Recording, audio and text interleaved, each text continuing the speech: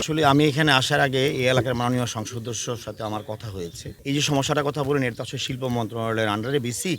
তারপরেও আপনারা যেহেতু বলেছেন, আমরা আমাদের মন্ত্রণালয় রিলেটেড যেহেতু জামদানি শিল্পটা আমাদের মন্ত্রণালয়ের সাথে জড়িত, আমরা এটা খোঁজ নেব এবং এটা যথাযথভাবে যাতে রেজিস্ট্রেশন পায় বা এটা সমস্যার সমাধান হয়, আমরা একটা উদ্যোগ গ্রহণ করব বা আমরা কথা বলব।